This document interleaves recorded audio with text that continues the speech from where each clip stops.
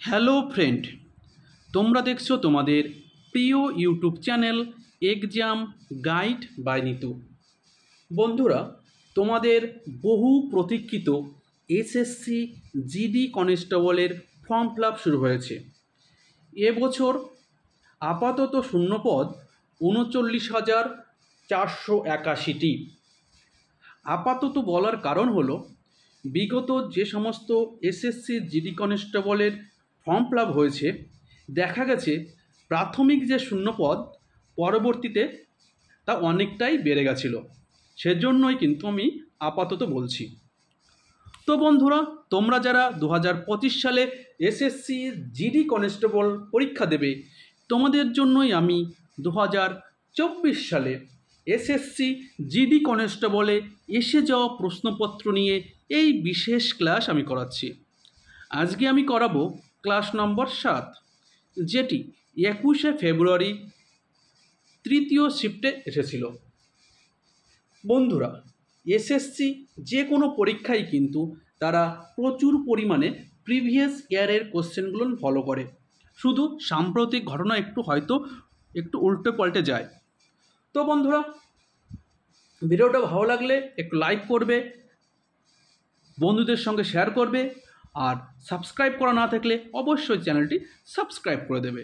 তো চলো, আর দেরি করব না, এবার প্রশ্নপত্রে যাব।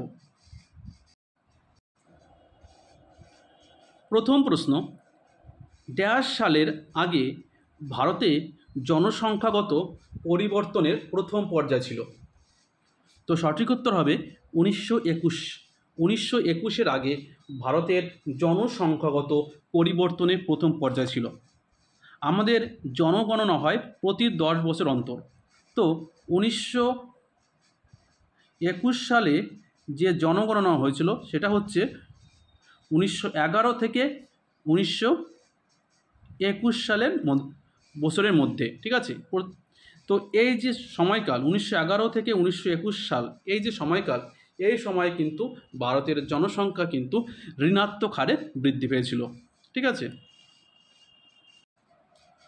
1909 সালে ড্যাশ গঠিত হবার পর ক্রিকেট একটি আন্তর্জাতিক খেলায় পরিণত হয়েছে।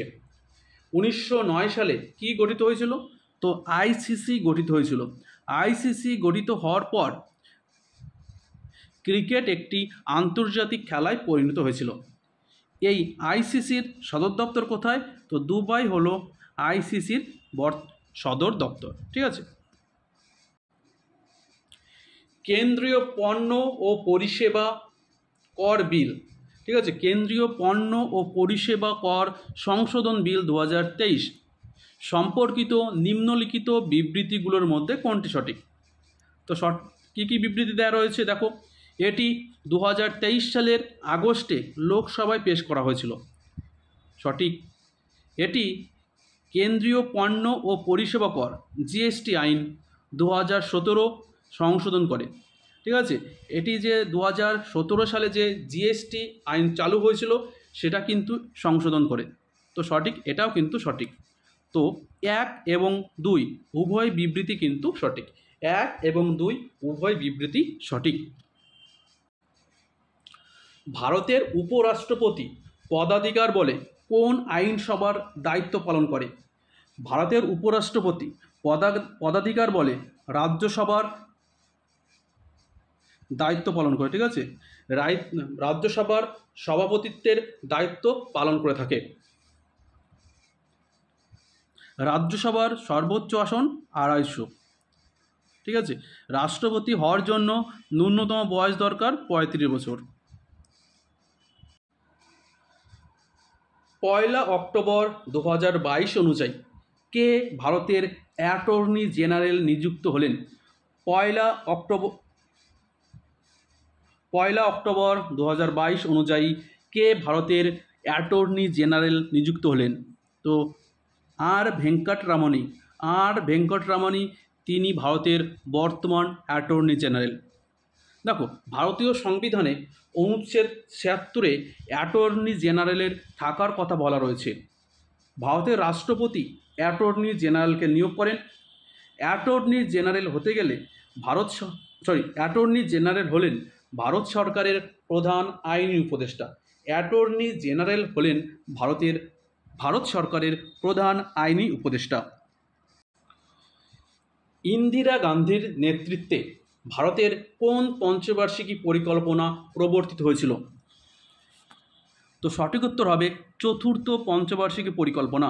চতুর্থ পঞ্চবার্ষিকী পরিকল্পনা ইন্দিরা গান্ধীর নেতৃত্বে পরিকল্পনা প্রবর্তিত হয়েছিল।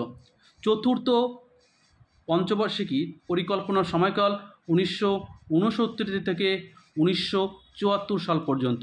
1969 থেকে 1974 সাল পর্যন্ত আমাদের চতুর্থ পঞ্চবার্ষিকী পরিকল্পনার সময়কাল।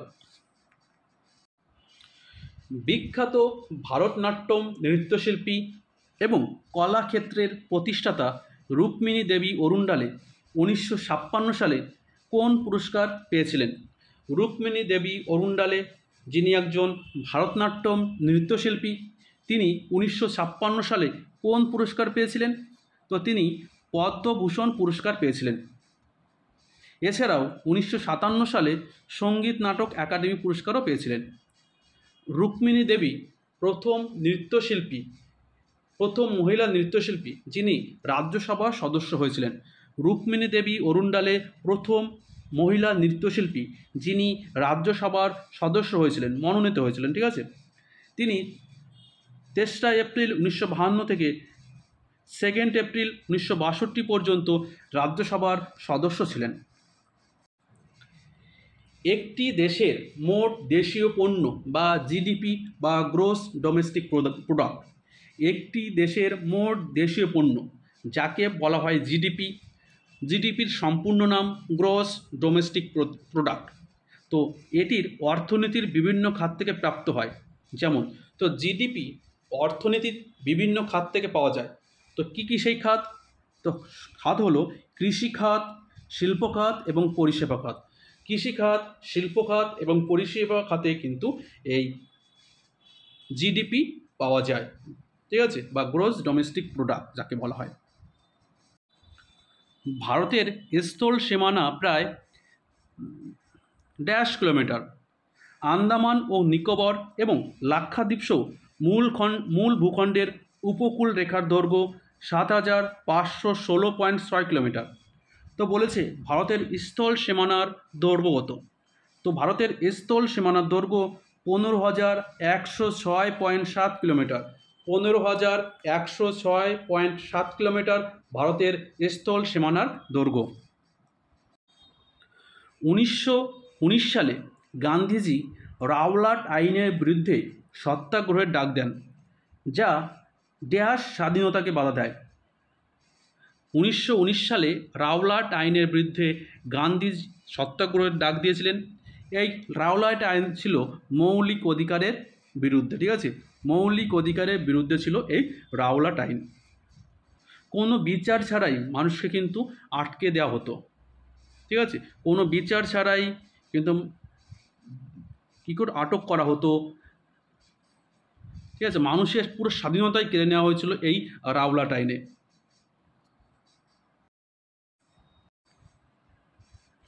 দু সালের জনগণনা অনুযায়ী ভারতের কোন রাজ্য বা কেন্দ্রশাসিত অঞ্চলে সাক্ষরতার হার সবথেকে বেশি?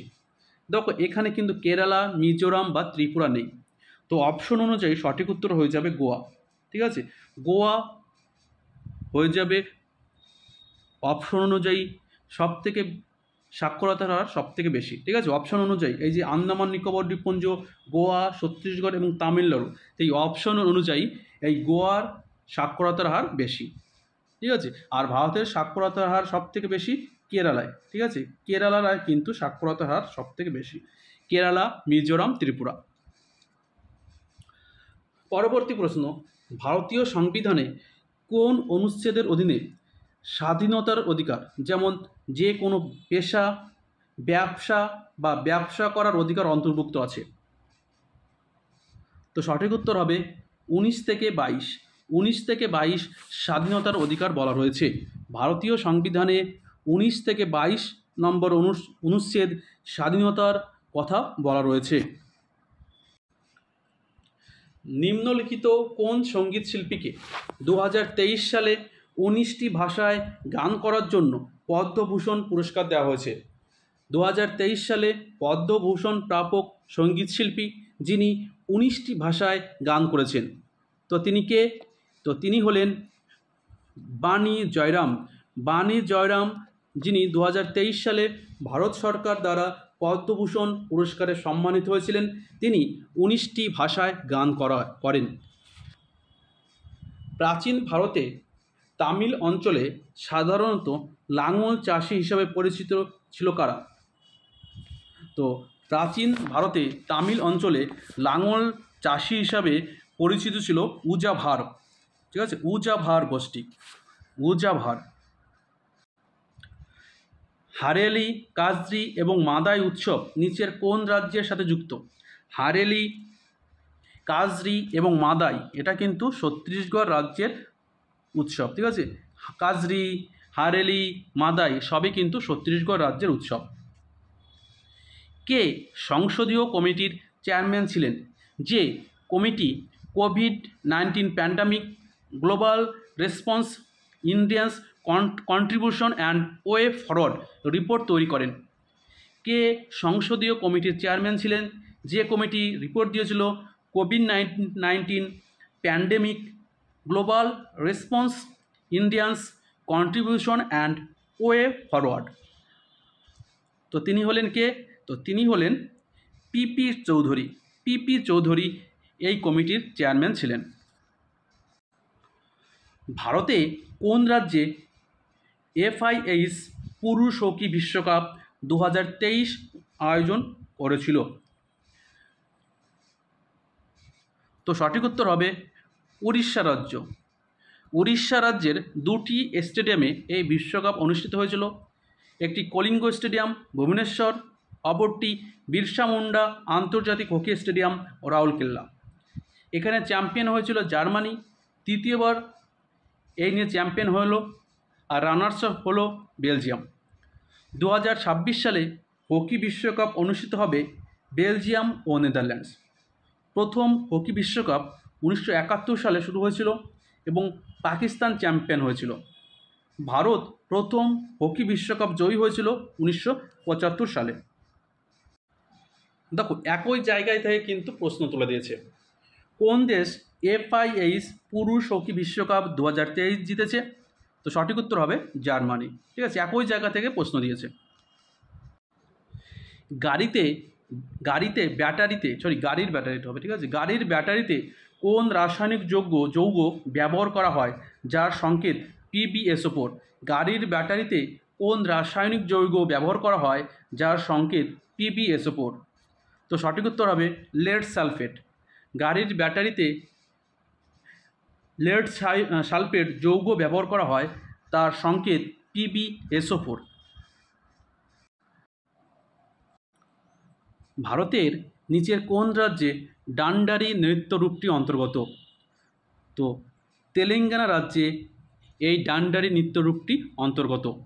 তেলেঙ্গানা এবং অন্ধ্রপ্রদেশ এই দুই রাজ্যেই কিন্তু ডান্ডারি নৃত্য প্রচলন রয়েছে। তেলেঙ্গানা যেহেতু অন্ধ্রপ্রদেশ ভেঙে তৈরি হয়েছে, তো অন্ধ্রপ্রদেশও যদি অপশন থাকতো তাহলে কিন্তু অন্ধ্রপ্রদেশও সঠিক উত্তর হয়ে যেত। কিন্তু পরীক্ষায় অন্ধ্রপ্রদেশ এবং তেলেঙ্গানা এই দুটোর মধ্যে একটা অপশন থাকবে, আর যদি দুটোই অপশন থাকে তখন কিন্তু A এবং B বা এরকম টাইপের উত্তর হবে। ঠিক আছে, তো বন্ধুরা এখনকার মতো এই পর্যন্তই, আবার দেখা হবে। ততক্ষণে ভালো থাকবে, সুস্থ থাকবে। ধন্যবাদ, জয় হিন্দ।